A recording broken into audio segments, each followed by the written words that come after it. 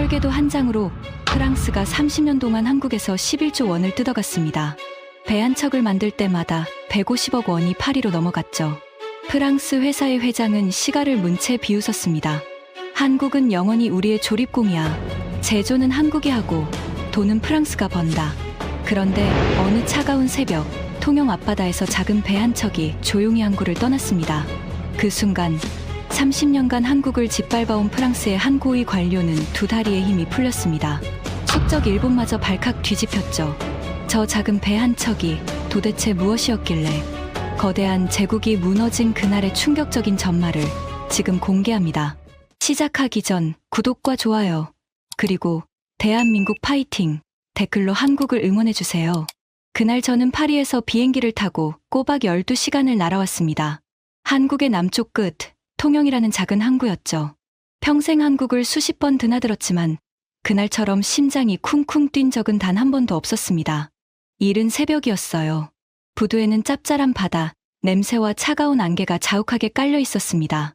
저는 두꺼운 코트깃을 세우고 부둣가 끝에 홀로 서 있었죠. 장갑을 낀 손끝이 미세하게 떨렸습니다. 추위 때문이 아니었어요. 두려움 때문이었습니다. 제 이름은 자크 르메르입니다. 프랑스 경제산업부에서 30년 동안 전략산업을 책임진 사람이죠. 한국 사람들은 제 이름을 모를 겁니다. 하지만 여러분이 타는 배, 여러분이 만든 그 거대한 가스, 운반선의 가장 깊은 곳에는 언제나 제 나라 프랑스의 도장이 찍혀 있었습니다. 저는 바로 그 도장을 30년간 지켜온 사람입니다. 그날 새벽, 안개를 가르고 작은 배 한 척이 조용히 부두를 떠났습니다. 길이는 보잘것없었어요. 제가 평생 봐온 거대한 운반선들에 비하면 장난감처럼 작은 배였죠. 뱃머리에는 영어와 숫자가 섞인 이름표 하나가 붙어 있었습니다. KC2C. 그 글자를 본 순간 저는 숨이 턱 막혔습니다. 옆에 서 있던 제 보좌관이 조심스럽게 물었어요. 장관님, 정말 괜찮으십니까? 안색이 너무 안 좋으십니다. 저는 대답하지 못했습니다.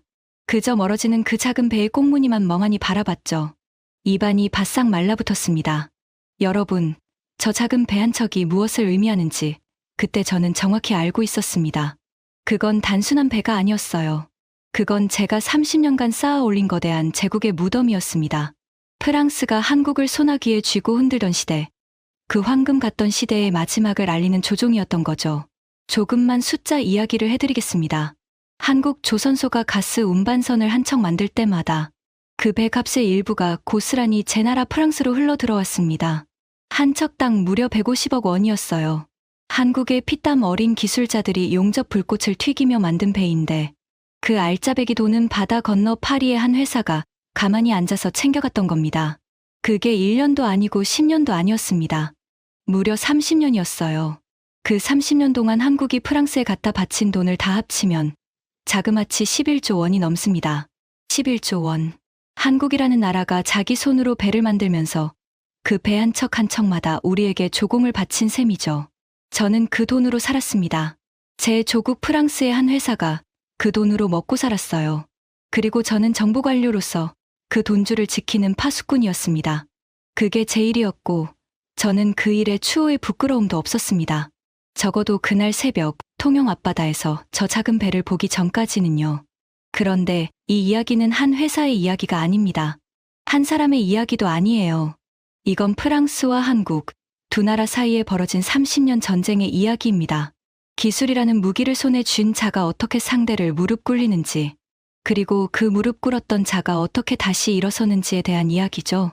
부두에 선 채로 저는 떨리는 손으로 코트 주머니 속 낡은 사진 한 장을 꺼냈습니다.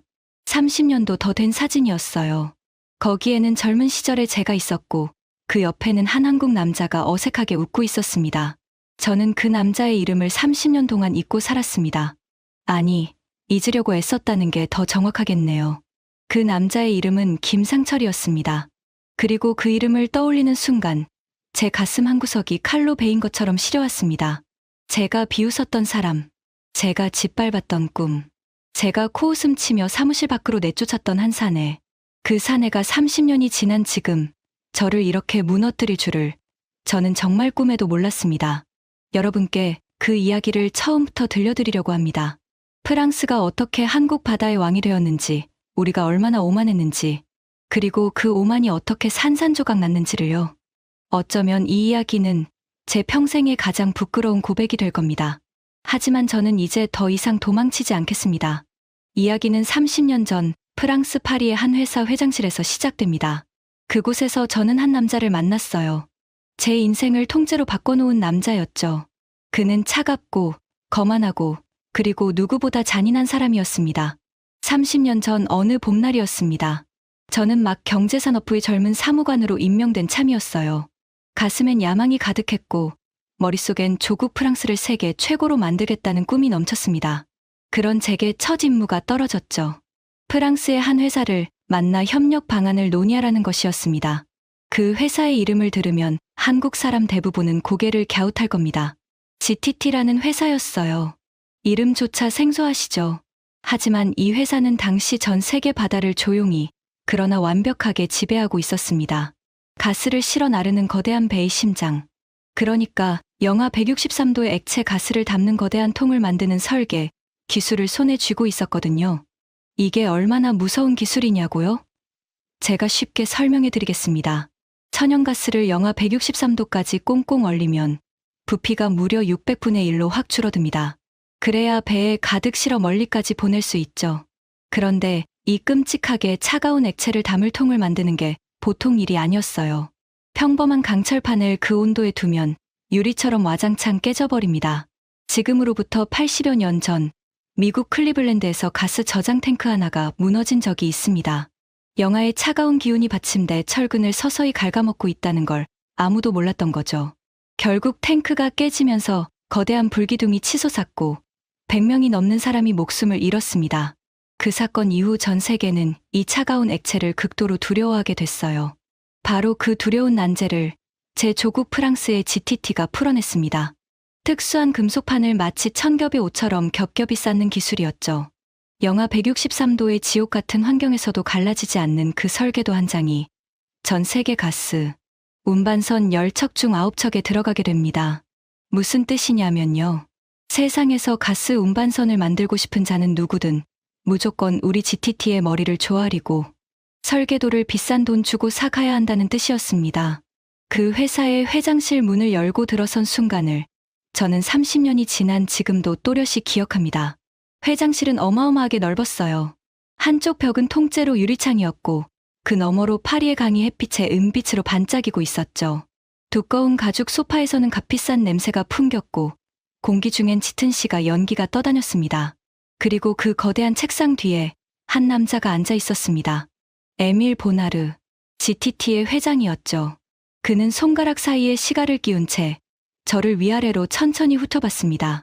그 눈빛이 어찌나 차갑던지 저는 등골이 서늘해지는 걸 느꼈어요. 마치 먹잇감을 가늠하는 맹수의 눈빛 같았습니다. 자네가 정부에서 보낸 새 얼굴인가?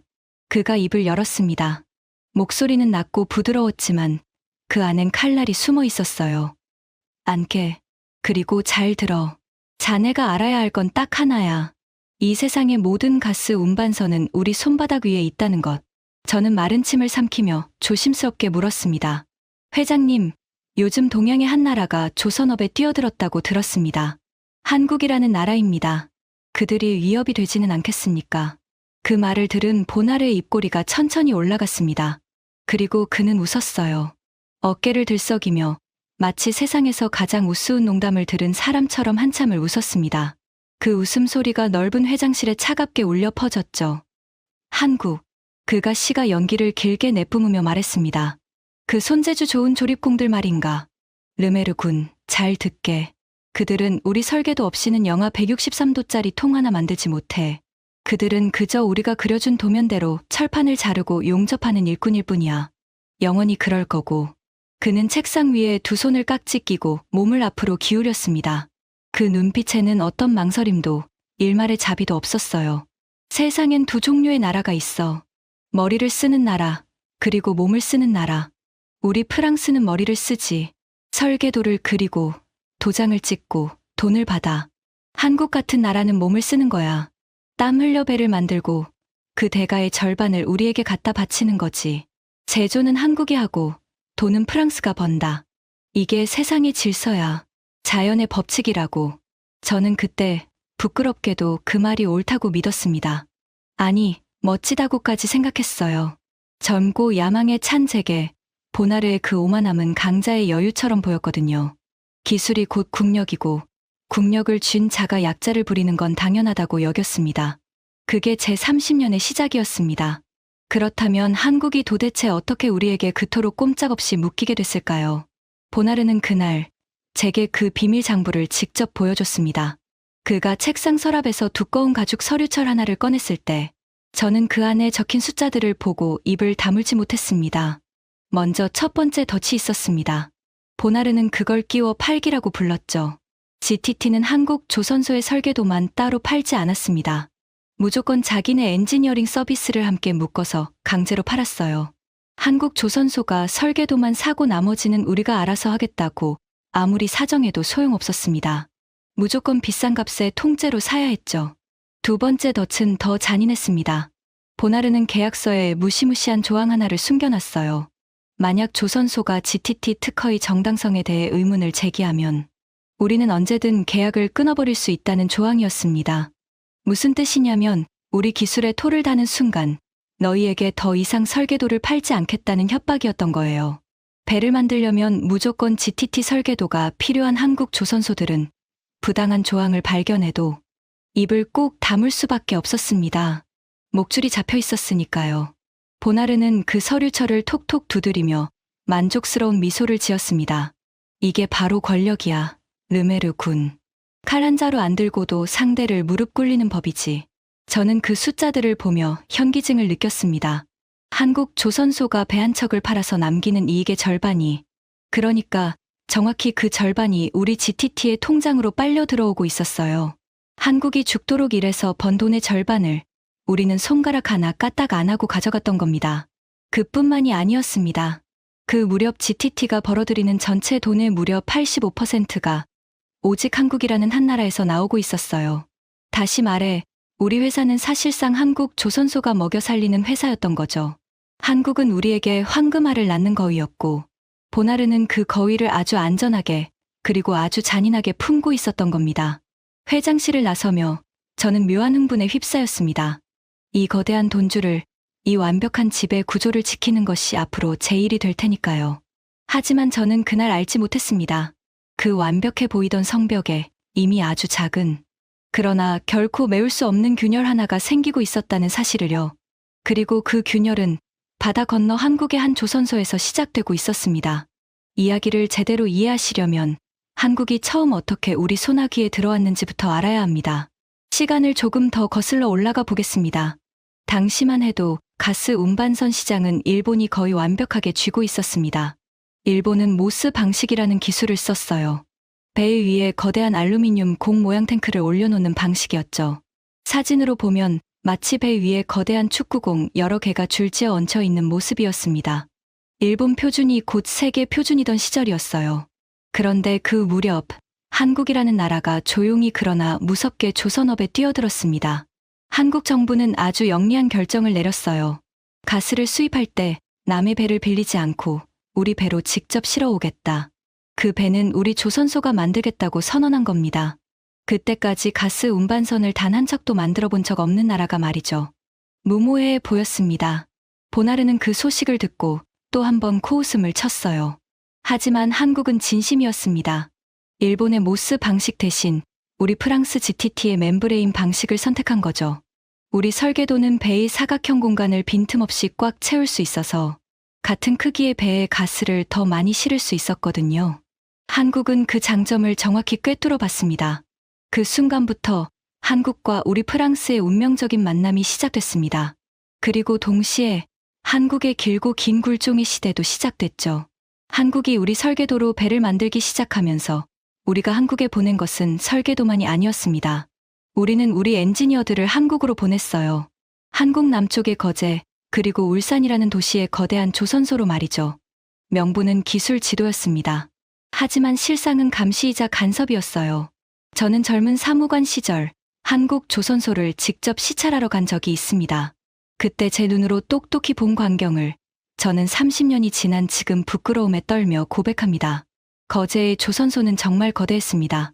끝이 보이지 않는 도크에 산처럼 거대한 배가 누워 있었고 수천 명의 한국 기술자들이 개미처럼 달라붙어 일하고 있었어요. 용접 불꽃이 사방에서 번쩍였고 쇠를 두드리는 소리가 천둥처럼 울렸습니다.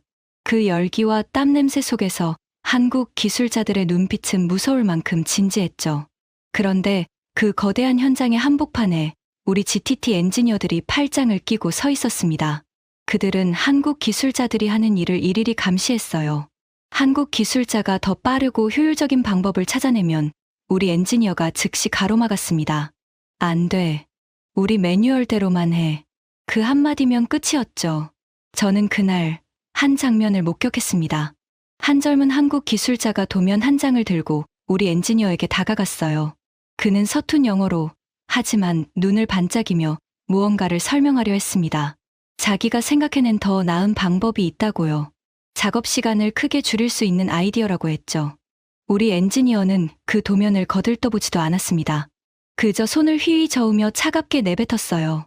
너희가 뭘 안다고. 시키는 대로나 해. 그 젊은 기술자의 얼굴이 불그락불락해지는 걸 저는 똑똑히 봤습니다. 그는 입술을 깨물고 도면을 구긴 채 돌아섰죠. 그 뒷모습이 어찌나 쓸쓸하던지요. 그게 바로 그 시절 한국 조선업의 현실이었습니다. 세계 최고의 손기술을 가진 한국 기술자들이 우리 프랑스 회사의 매뉴얼에 발목이 꽁꽁 묶여 있었던 거예요. 한 보고서는 이렇게 분석할 정도였습니다. 한국이 배 한 척 만드는데 시간이 그렇게 오래 걸리는 이유는 GTT의 지나친 간섭 때문에 한국 조선소들이 스스로 더 나은 공법을 개발하지 못하기 때문이라고요. 그리고 바로 그 시찰에서 저는 한 남자를 만났습니다. 김상철. 제 코트 주머니 속 사진 속의 그 남자였습니다. 그는 당시 한국 조선소의 기술 연구를 이끌던 사람이었어요. 나이는 저보다 조금 위였고 손은 거칠었지만 눈빛만큼은 누구보다 형형했습니다. 시찰을 마치고 마련된 작은 만찬 자리에서 그가 제게 다가와 잔을 부리쳤어요. 그리고 어눌하지만 또박또박 잊을 수 없는 말을 했습니다. 르메르 씨. 그가 말했어요. 우리는 영원히 당신들의 매뉴얼대로만 살지는 않을 겁니다. 언젠가 반드시 우리 한국 사람들의 손으로 우리만의 기술로 이 통을 만들어낼 겁니다. 그날이 오면 우리는 더 이상 당신들에게 한 푼도 바치지 않을 거예요. 그 말을 듣는 순간 저는 와인을 마시다 말고 웃음을 터뜨릴 뻔했습니다. 보나르가 그랬던 것처럼요. 너무나 순진하고 너무나 무모한 꿈처럼 들렸거든요. 저는 잔을 내려놓고 그의 어깨를 툭 치며 말했습니다.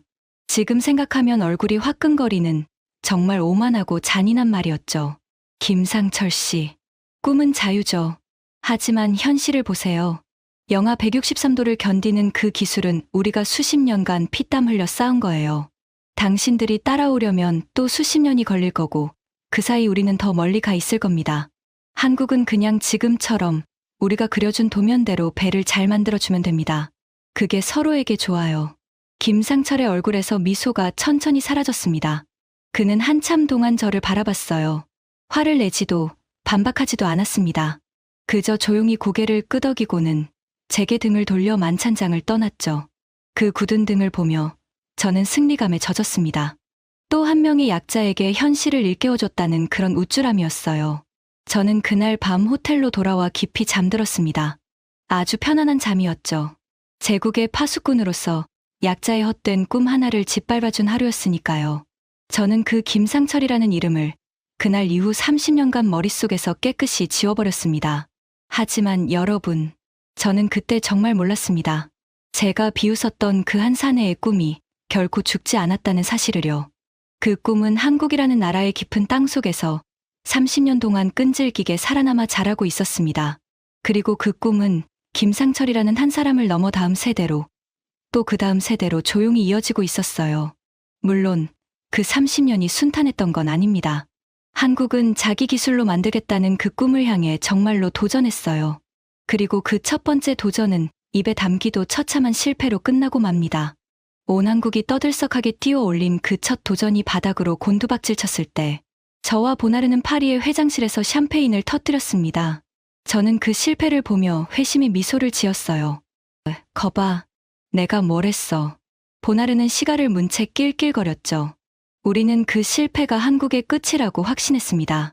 한국이 다시는 우리에게 도전할 엄두조차 내지 못할 거라고 믿었어요. 그것이 우리의 가장 큰 착각이었다는 걸 저는 한참 뒤에야 깨닫게 됩니다. 한국의 그 처참한 첫 실패는 끝이 아니었습니다. 그것은 진짜 반격을 위한 길고 고통스러운 준비의 시작이었을 뿐이었어요. 제가 그 소식을 처음 들은 건 파리의 GTT 본사 회장실에서였습니다. 한국이 마침내 자기들 손으로 가스 화물창을 만들었다는 소식이었어요. 자기 나라 기술로 설계한 통을 실제 배에 싣고 처음으로 바다에 띄운다는 거였죠. 한국형 1세대, 그들은 그 기술을 KC1이라고 불렀습니다. 한국의 모든 신문과 방송이 그 소식으로 떠들썩했어요. 30년 만에 처음으로 프랑스의 그늘에서 벗어나는 역사적인 배라면서요. 보나르 회장은 그 보고를 받자마자 자리에서 벌떡 일어났습니다. 그런데 화를 내는 게 아니었어요. 그는 박장대소를 했습니다. 배를 잡고 눈가에 눈물까지 맺힐 정도로 웃어댔죠. 넓은 회장실이 그의 웃음소리로 가득 찼습니다. KC1. 그가 시가를 비벼끄며 비웃었어요. 들어봤나? 르메르 군. 그 조립공들이 드디어 자기들끼리 통을 만들어 보겠다는군. 영하 163도가 뭔지도 모르는 자들이 말이야. 어디 한번 보자고.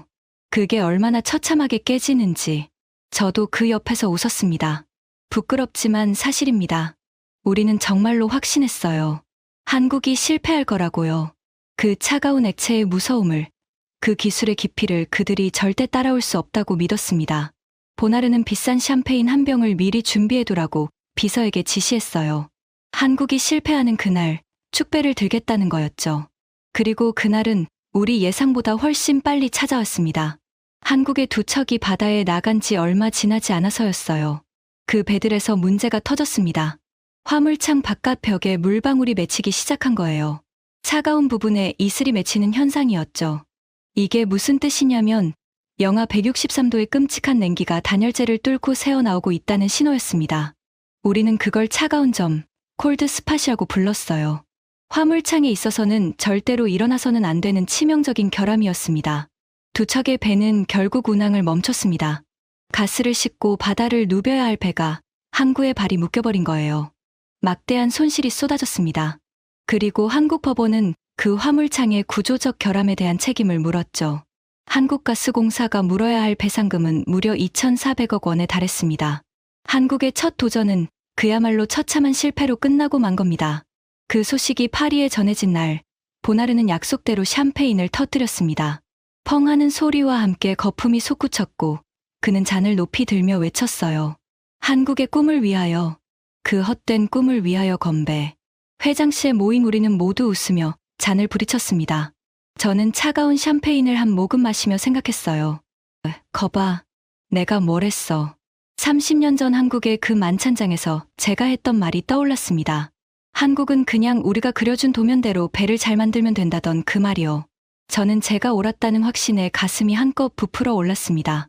하지만 더 잔인했던 건 그 다음이었어요. 보나르는 거기서 멈추지 않았습니다. 그는 한국 조선업계에 보내는 일종의 메시지를 흘렸어요. 여러 사람이 모인 한 국제 행사 자리에서 그는 기자들 앞에서 이렇게 말했습니다. 그 한마디가 한국 사람들의 가슴에 비수처럼 꽂혔죠.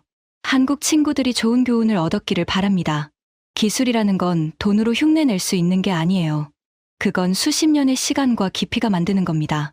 한국은 배를 만드는 데는 재능이 있죠. 하지만 그 배의 심장을 만드는 일은 우리 프랑스에게 맡겨두는 게 모두를 위해 좋을 겁니다. 다시는 무모한 도전으로 아까운 돈을 날리지 않기를 바라요. 그 발언은 한국 전역에 그대로 보도됐습니다.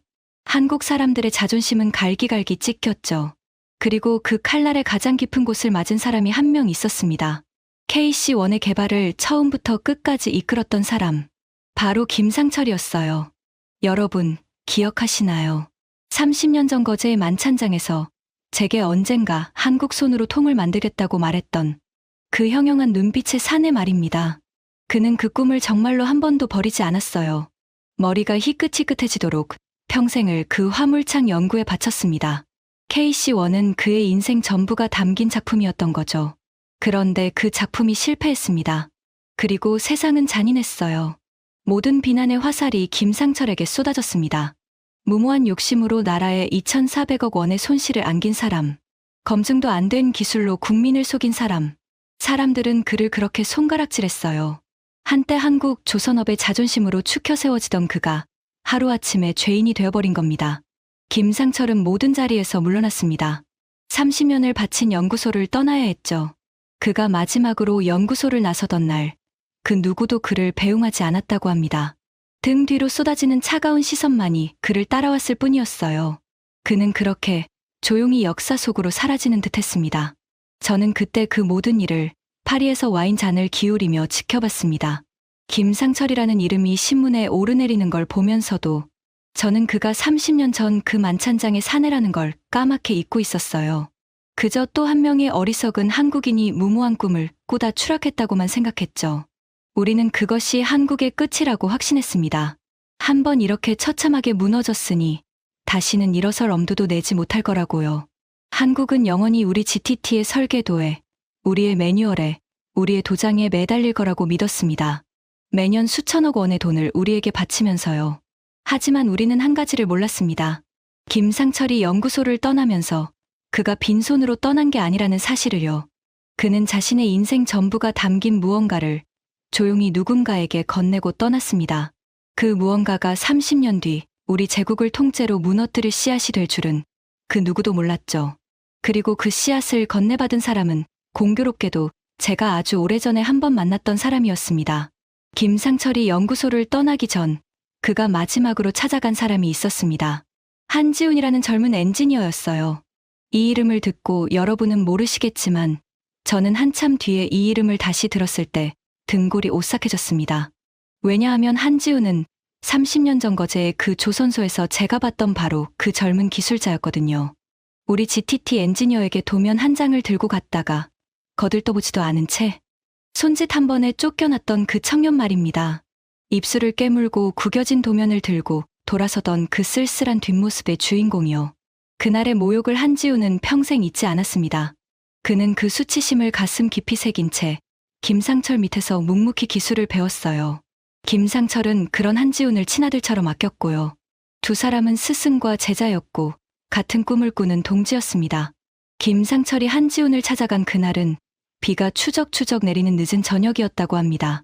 한지훈의 작은 사무실 문을 두드린 김상철의 어깨는 흠뻑 젖어 있었어요. 머리는 백발이 성성했고 며칠 새 10년은 더 늙은 듯한 얼굴이었죠. 한지훈은 그런 스승의 모습에 가슴이 미어졌습니다. 선생님, 이 비를 다 맞으시고. 한지훈이 수건을 건네자 김상철은 고개를 저었습니다. 그리고 품에서 무언가를 꺼냈어요. 비에 젖지 않도록 비닐로 몇 겹이나 꽁꽁 싼 물건이었습니다. 그가 비닐을 천천히 벗기자 그 안에서 낡은 노트 한 권이 나왔어요. 표지는 닳고 닳아 모서리가 다 헤어져 있었습니다. 손때가 묻어 거뭇해진 그 노트는 김상철이 평생을 들고 다닌 연구 노트였어요. 그 안에는 30년간의 모든 것이 빼곡히 적혀 있었습니다. 영하 163도를 견디는 통을 만들기 위해 그가 흘린 땀, 수없이 실패한 실험들, 그리고 KC1이 왜 실패했는지에 대한 뼈아픈 분석까지요. 한군, 김상철이 떨리는 목소리로 말했습니다. 나는 이제 끝났네. 세상이 나를 죄인으로 만들었고 나는 더 이상 연구소에 남을 수가 없어. 하지만 말이야, 우리가 실패한 건 우리가 틀려서가 아니었어. 단지 아직 완성되지 않았을 뿐이야. 그는 노트를 한지훈의 두 손에 꼭 쥐어주었습니다. 그의 거친 손이 한지훈의 손을 감쌌어요. 여기, 이 안에 답이 있네. 콜드 스팟을 왜 못 막았는지, 단열을 어떻게 더 완벽하게 해야 하는지, 내가 죽기 직전까지 알아낸 모든 게 다 적혀 있어. 나는 이걸 완성하지 못하고 떠나지만 자네는 다를 거야. 자네는 30년 전 그 조선소에서 프랑스 놈들에게 도면을 빼앗기고도 포기하지 않았던 사람이잖나. 약속해주게. 반드시 우리 손으로 완성해주게. 한지훈의 눈에서 뜨거운 것이 왈칵 솟았습니다. 그는 노트를 가슴에 꼭 끌어안고 고개를 끄덕였어요. 목이 메어 말이 나오지 않았습니다. 한참 만에야 그는 겨우 입을 열었죠. 선생님, 반드시 완성하겠습니다. 우리 기술로 우리 바다 위에 띄우겠습니다. 그날이 오면 제일 먼저 선생님을 모시겠습니다. 김상철은 희미하게 웃었습니다. 그리고 다시 빗속으로 걸어 나갔어요. 그 구분등이 어둠 속으로 사라질 때까지 한지훈은 창가에 서서 노트를 끌어안은 채 한참을 울었다고 합니다. 여러분, 저는 이 이야기를 한참 뒤에 전해 듣고 제 자신이 너무나 부끄러워 견딜 수가 없었습니다. 제가 와인 잔을 기울이며 비웃던 그 실패 뒤에는 이런 사람들이 있었던 거예요. 평생을 바친 꿈이 무너졌어도 결코 포기하지 않은 사람들. 스승의 한을 제자가 이어받는 그런 뜨거운 마음을 가진 사람들이요. 그리고 한국이라는 나라는 그 한 사람의 꿈을 결코 외면하지 않았습니다. 한국 정부가 움직이기 시작했어요. 첫 도전의 처참한 실패에도 불구하고 한국은 다시 일어서기로 한 겁니다. 정부의 산업부처가 가스 화물창 기술의 국산화를 나라의 가장 중요한 과제 중 하나로 못 박았습니다. 단순히 한 회사의 일이 아니라 국가의 명운을 건 사업으로 격상시킨 거죠. 그러고는 한국의 모든 힘을 한 곳에 모았습니다. 정부와 한국가스공사가 앞장섰고 한국의 새 거대 조선소가 손을 맞잡았어요. 삼성중공업, HD현대, 그리고 하나오션이었습니다. 평소엔 서로 한 푼이라도 더 따내려 치열하게 경쟁하던 회사들이 이 일만큼은 한 배를 탄 겁니다. 거기에 대학과 연구기관까지 모두 뭉쳤죠. 그들이 새롭게 도전한 기술의 이름이 바로 KC2C였습니다. 김상철의 노트에 담긴 30년의 지혜를 바탕으로 한지훈이 그 개발의 한가운데 섰어요. 그는 스승의 노트를 책상 위에 펼쳐놓고 밤이고 낮이고 연구에 매달렸습니다. 실패의 원인을 하나하나 파헤쳤고 노트에 적힌 답을 현실로 만들어갔죠. 그 소식은 바다 건너 파리에도 전해졌습니다. 보나르는 또 한 번 코웃음을 쳤어요. 한국이 또 시작이군. 한 번 데이고도 정신을 못 차렸어. 좋아. 또 한 번 망신을 당하겠다는데 누가 말리겠나. 그는 대수롭지 않게 여겼습니다.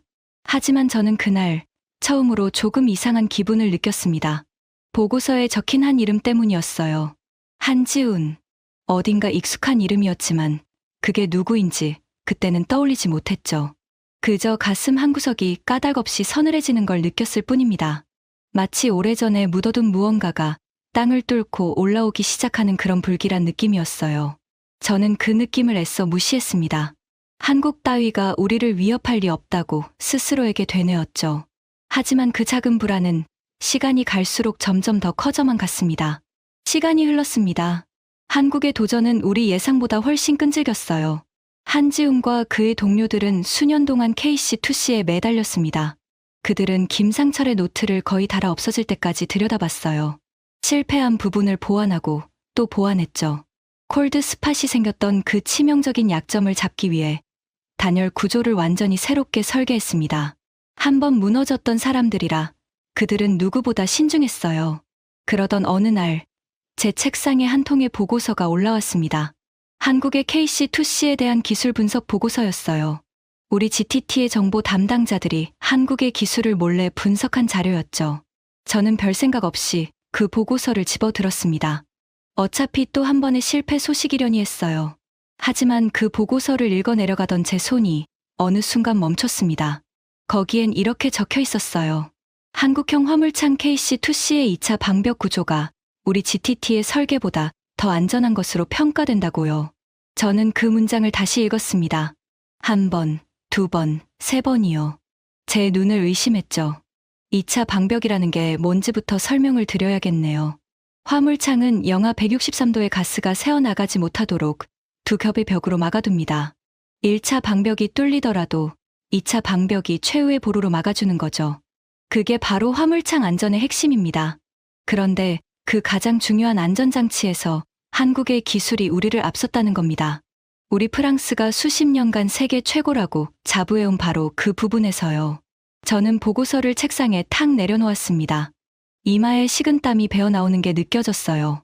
손가락 끝이 차갑게 식어갔습니다. 저는 애써 마음을 다잡으며 생각했죠. 말도 안 돼. 분석이 잘못된 거야. 한국이 어떻게 우리를 넘어서 그 손재주 좋은 조립공들이 어떻게. 저는 그 보고서를 서랍 깊숙이 처박았습니다. 보지 않은 셈치기로 한 거예요. 하지만 그날 밤 저는 잠을 이루지 못했습니다. 자꾸만 그 문장이 머릿속에 맴돌았어요. 더 안전하다. 우리보다 더 안전하다. 그 한마디가 제 확신에 처음으로 작은 금을 그었습니다. 며칠 뒤 저는 결국 보나르를 찾아갔습니다. 그 보고서를 들고서요. 저는 조심스럽게 보나르에게 그 내용을 전했습니다. 한국의 KC2C가 어쩌면 우리 기술을 위협할지도 모른다고요. 안전성 평가에서 우리를 앞섰다는 분석이 있다고요. 보나르의 반응은 제 예상과 전혀 달랐습니다. 그는 화를 냈어요. 펄쩍 뛰며 책상을 내리쳤죠. 그게 무슨 헛소리야. 한국이 우리를 앞서. 르메르, 자네 정신이 어떻게 된 거 아닌가. 그의 얼굴이 시뻘겋게 달아올랐습니다. 그 보고서를 누가 봤나. 당장 없애버려. 그리고 그딴 분석을 한 자가 누구야. 그 자도 입을 다물게 만들어. 한국의 기술이 우리를 넘어섰다는 말이 단 한마디라도 새어나가면 우리 GTT의 신화가 무너지는 거야. 알겠나. 저는 그때 보나르의 눈빛을 봤습니다.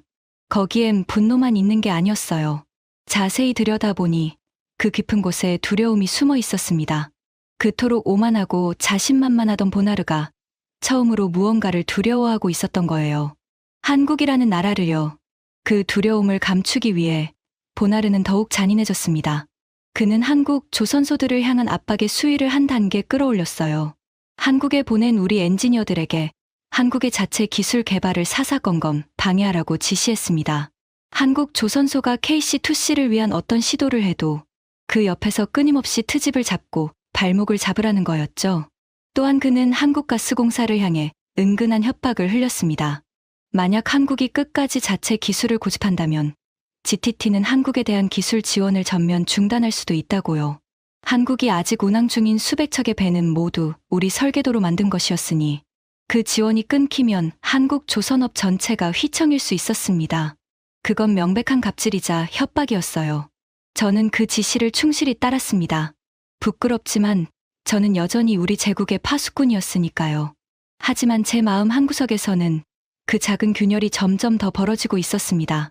우리가 이렇게까지 한국을 두려워하고 이렇게까지 잔인하게 방해해야 한다는 사실 자체가 무언가 잘못되어 가고 있다는 증거 아니었을까요?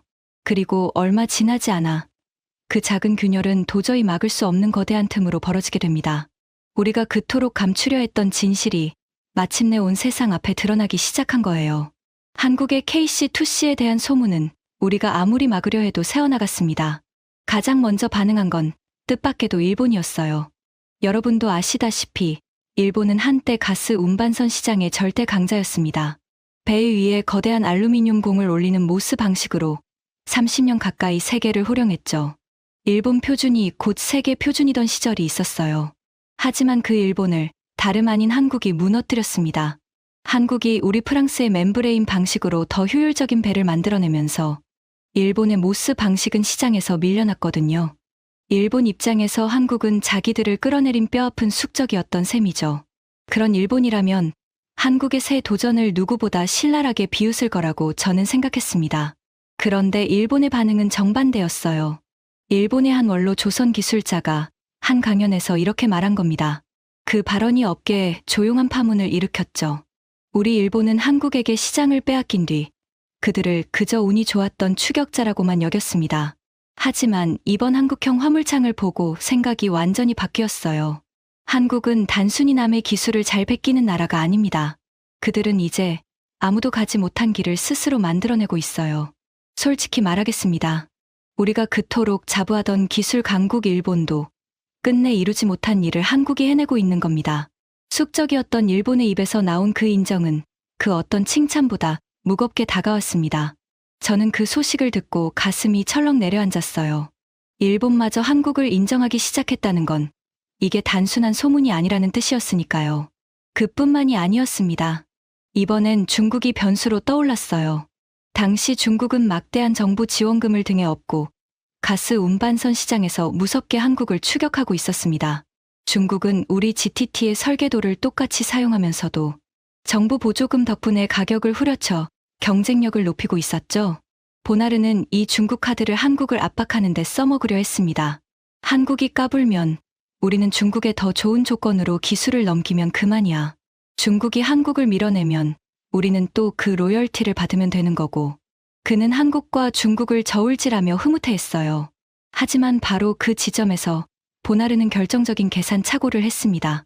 만약 한국이 우리 GTT의 설계도를 완전히 버리고 자기 기술로 갈아탄다면 어떻게 될까요? 한국은 더 이상 우리에게 배 한 척당 150억 원의 로열티를 내지 않아도 됩니다. 그 돈이 고스란히 한국, 조선소의 경쟁력이 되는 거예요. 다시 말해, 한국이 우리 로열티를 끊는 순간 한국의 가격 경쟁력은 다시 폭발적으로 살아납니다. 정부 보조금으로 겨우 따라오던 중국은 다시 저만치 뒤로 밀려나게 되는 거죠. 우리 GTT의 설계도에 묶여있던 한국의 발목이 풀리면 한국은 누구도 따라올 수 없는 진짜 강자가 되는 겁니다. 보나르는 그 무서운 가능성을 끝내 외면했어요. 그리고 마침내 결정타가 날아왔습니다. 제 인생에서 가장 잊을 수 없는 보고서가 제 책상 위에 올라온 그날이었죠. 그 보고서에는 KC2C의 가장 핵심적인 성능 데이터가 담겨 있었습니다. 바로 기화율이라는 수치였어요. 기화율이 뭐냐면 영하 163도로 얼린 가스를 배로 실어 나르는 동안 그 가스가 자연스럽게 다시 기체로 날아가 버리는 비율입니다. 이 기화율이 낮을수록 더 좋은 화물창이에요. 가스를 덜 손해보고 더 멀리, 더 많이 나를 수 있으니까요. 수십 년간 이 기화율을 가장 낮게 잡는 기술은 우리 GTT의 것이었습니다. 그건 우리의 자존심이자 누구도 넘볼 수 없는 영역이라고 믿었죠. 그런데 그 보고서의 숫자를 본 순간 저는 온몸이 얼어붙었습니다. KC2C의 기화율이 우리 GTT의 것보다 더 낮았던 거예요. 한국의 화물창이 우리보다 가스를 덜 잃고 있었습니다. 단열 성능에서 한국이 우리를 완전히 넘어선 겁니다. 저는 보고서를 든 채 한참을 멍하니 앉아 있었습니다. 사무실 창밖으로 파리의 잿빛 하늘이 보였어요. 멀리서 도시의 소음이 웅웅거렸죠. 하지만 제 귀에는 아무 소리도 들리지 않았습니다. 머릿속이 새하얗게 변했어요. 그 순간 저는 인정할 수밖에 없었습니다. 30년간 제가 믿어온 모든 것이 무너지는 소리를요. 한국은 우리를 따라온 게 아니었습니다. 한국은 우리를 넘어섰어요. 우리가 그저 손재주 좋은 조립공이라고 비웃던 그 나라가 어느새 우리가 평생 가보지 못한 곳에 가 있었던 겁니다. 보나르가 그토록 자랑하던 프랑스의 신화는 그저 우리가 만들어낸 환상에 불과했던 거죠. 저는 떨리는 손으로 그 보고서를 들고 다시 보나르의 회장실로 향했습니다.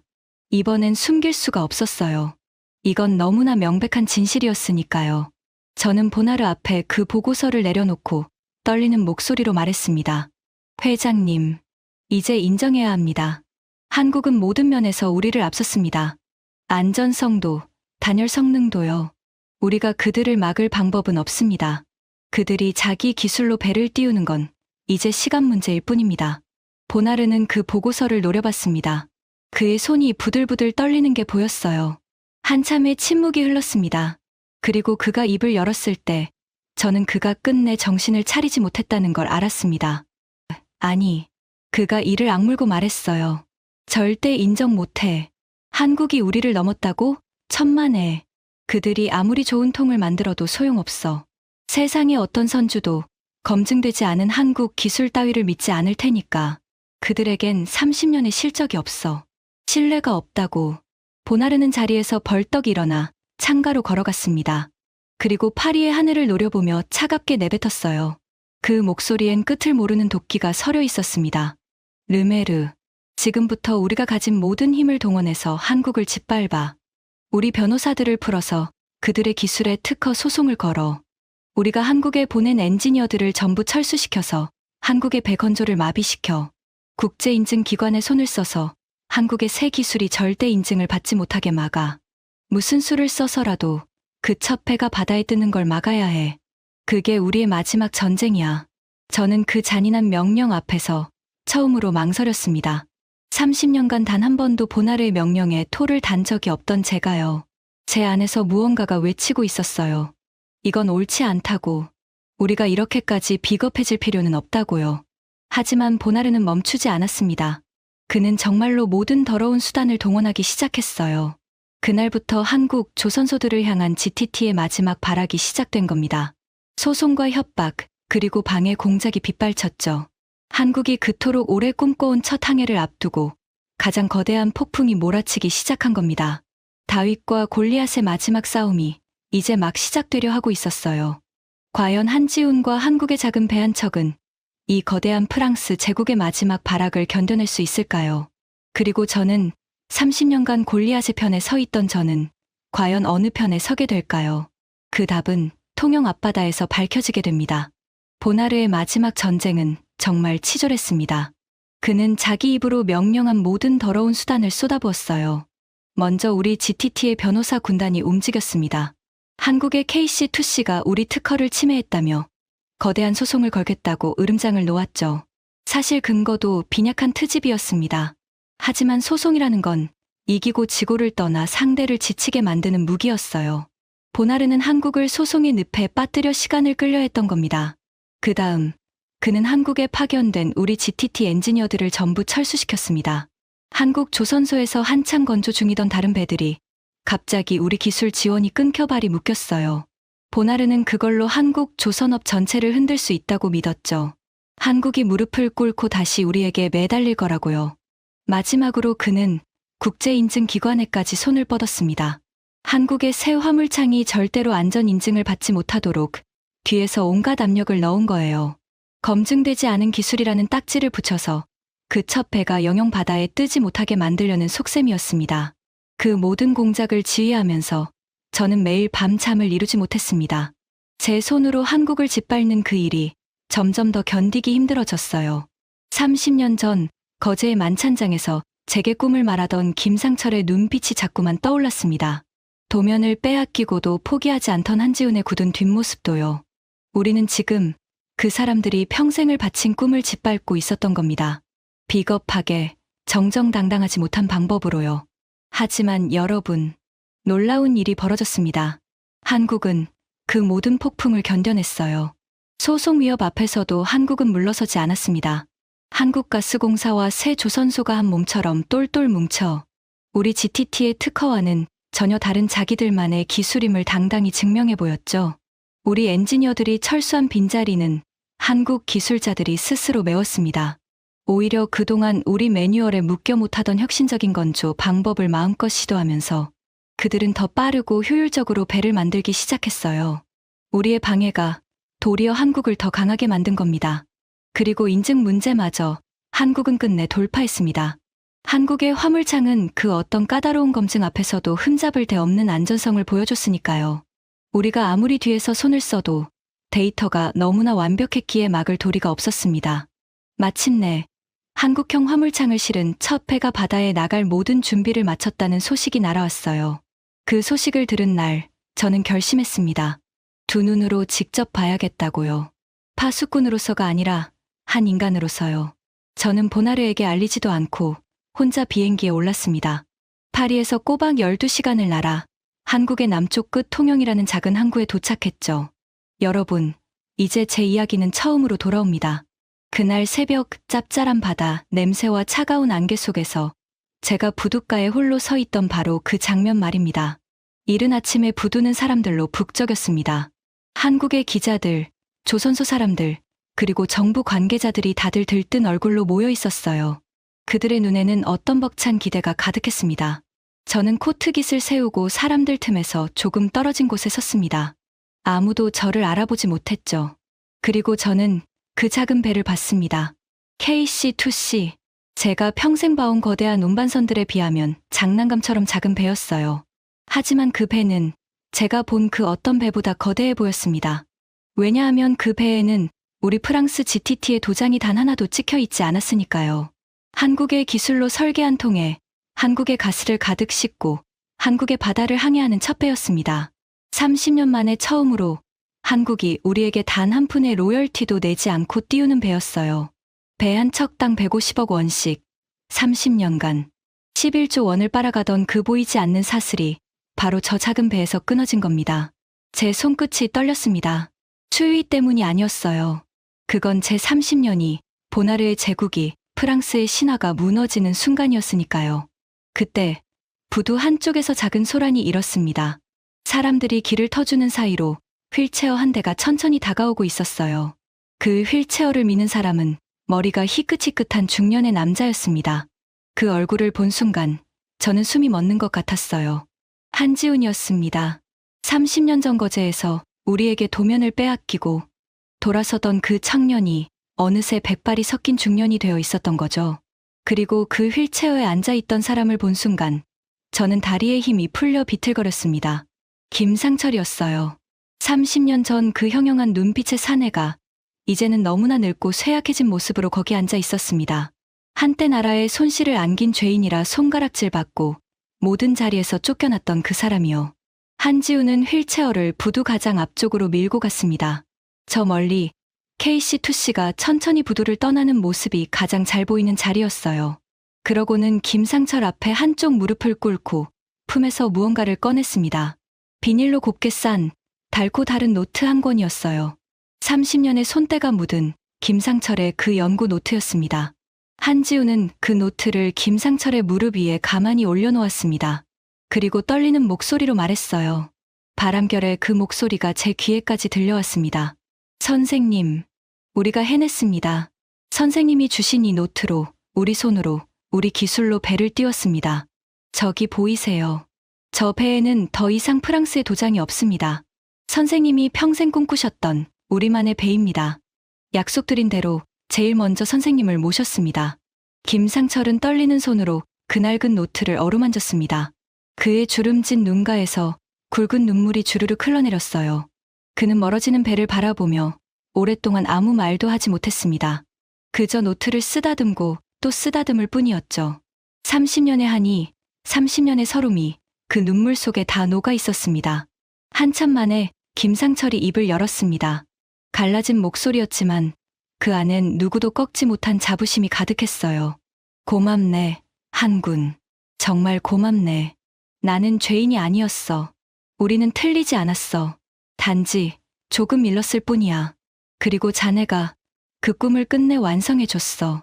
저는 그 광경을 멀리서 지켜보며 제 두 뺨이 뜨거운 것으로 젖어드는 걸 느꼈습니다. 30년간 단 한 번도 흘려본 적 없는 눈물이었어요. 부끄러움과 후회, 그리고 알 수 없는 어떤 벅찬 감정이 한꺼번에 밀려왔습니다. 제가 비웃었던 그 꿈은 결국 옳았습니다.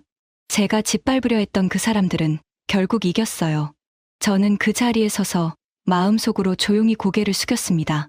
김상철에게, 한지훈에게, 그리고 30년 동안 우리에게 짓밟히면서도 끝내 꿈을 포기하지 않은 한국의 모든 기술자들에게요. 같은 시각, 바다 건너 파리의 GTT 본사는 완전히 다른 풍경이었습니다. 제가 나중에 전해 들은 이야기예요. 한국의 첫 항해 소식이 전해지자 회장실의 보나르는 미친 사람처럼 날뛰었다고 합니다. 그는 책상 위에 서류를 모조리 바닥에 내동댕이 쳤어요. 값비싼 시가 상자를 벽으로 집어 던졌고 비서들에게 고래고래 소리를 질렀습니다. 이럴 리가 없어. 이건 사기야. 한국 따위가, 그 조리콩들 따위가 우리를 이겼다고? 말도 안 돼. 그의 얼굴은 분노로 일그러졌고 입가엔 거품이 일었다고 해요. 하지만 그가 아무리 발버둥 쳐도 진실은 바뀌지 않았습니다. 우리 GTT가 벌어들이는 돈의 85%가 오직 한국에서 나왔다는 사실을 기억하시죠? 그 황금알을 낳던 거위가 이제 우리 손을 완전히 떠난 겁니다. 보나르가 그토록 잔인하게 품고 있던 그 거위가요. 그가 30년간 쌓아 올린 제국은 한국이라는 단 하나의 시장을 잃으면서 뿌리부터 흔들리기 시작했습니다. 끝까지 보나르는 자신의 잘못을 인정하지 않았다고 합니다. 그는 한국을 저주하고 세상을 원망하고 운이 나빴을 뿐이라고 우겼어요. 한때 칼 한 자루 안 들고도 상대를 무릎 꿇린다며 거만하게 웃던 그 남자는 이제 텅 빈 회장실에서 홀로 분노만 사기는 초라한 노인이 되어 있었습니다. 그것이 약자를 짓밟으며 군림하던 자의 마지막 모습이었어요. 통영의 그 작은 배 한 척이 정말 그렇게 큰 의미였을까요? 어떤 분들은 그렇게 생각하실지도 모릅니다. 고작 작은 배 한 척 아니냐고요. 하지만 여러분, 저는 단언합니다. 그 작은 배는 시작에 불과했습니다. 그리고 그 시작이야말로 가장 거대한 것이었어요. 생각해보세요. 한국이 만약 끝내 자기 기술을 갖지 못했다면 어땠을까요? 한국은 영원히 우리 프랑스의 로열티를 바치는 신세로 남았을 겁니다. 그뿐만이 아니에요. 앞으로 다가올 더 거대한 시장에서도 똑같은 굴종을 반복해야 했을 겁니다. 지금 전 세계는 새로운 시대로 나아가고 있습니다. 가스 운반선만이 아니에요. 깨끗한 에너지를 나르는 수소 운반선, 암모니아 운반선, 그리고 이산화탄소를 실어 나르는 배까지 차세대 선박의 시대가 활짝 열리고 있죠. 그런데 이 모든 미래의 배들 역시 영하의 극저온 액체를 담는 화물창 기술이 가장 핵심입니다. 다시 말해 그 극저온 기술을 가진 자가 앞으로 30년의 바다를 지배하게 되는 거예요. 만약 한국이 우리 GTT에 계속 묶여 있었다면 한국은 그 미래의 패권마저 우리에게 고스란히 내줘야 했을 겁니다. 우리가 가스 운반선으로 30년간 한국을 부려먹었듯이 또다시 30년을 그렇게 빨아먹었겠죠. 하지만 이제 모든 게 달라졌습니다. 한국은 자기 손으로 화물창 기술을 완성했어요. 그 기술을 발판 삼아 수소선도, 암모니아선도 한국이 직접 주도할 수 있게 된 겁니다. 다음 30년의 바다는 더 이상 프랑스의 것이 아닙니다. 그건 한국의 것이 될 거예요. 통영의 그 작은 배 한 척이 바로 그 거대한 미래의 문을 연 첫 열쇠였던 겁니다. 저는 한국에서 돌아온 뒤 30년간 몸담았던 자리에서 물러났습니다. 더 이상 그 일을 할 수가 없었어요. 약자를 짓밟고 그 위에 군림하는 일이 얼마나 부끄럽고 헛된 것이었는지를 마침내 깨달았으니까요. 이제 저는 그날 통영에서 본 것을 평생 잊지 못할 겁니다. 휠체어에 앉아 낡은 노트를 쓰다듬으며 눈물 흘리던 한 노인의 모습을요. 그 옆에서 무릎 꿇고 30년의 약속을 지킨 한 사내의 모습을요. 그리고 그들이 끝내 띄워 올린 프랑스의 도장이 없는 그 작은 배를요. 여러분, 저는 이제 알겠습니다. 진짜 강한 나라는 가장 좋은 기술을 가진 나라가 아니었어요. 한번 무너져도 다시 일어서고 비웃음을 당해도 꿈을 포기하지 않고 스승의 한을 제자가 이어받아 끝내 완성해내는 그런 끈질긴 사람들이 모인 나라였습니다. 우리 프랑스는 30년간 한국을 우리 손바닥 위에 있다고 믿었습니다. 하지만 사실은 우리가 그들의 인내심 위에서 잠시 군림했을 뿐이었어요. 그리고 그 인내심이 마침내 결실을 맺는 날, 우리의 시대는 끝이 났습니다. 너무나 당연한 일이었죠. 30년 전 거제의 만찬장에서 한 사내가 제게 했던 말이 있습니다. 언젠가 반드시 우리 한국 사람들의 손으로 통을 만들어낼 거라고. 그날이 오면 더 이상 당신들에게 한 푼도 바치지 않을 거라고요. 저는 그때 그 말을 비웃었습니다. 하지만 그 말은 30년 만에 정확히 현실이 되었어요. 통영 앞바다의 그 차가운 새벽의 말입니다.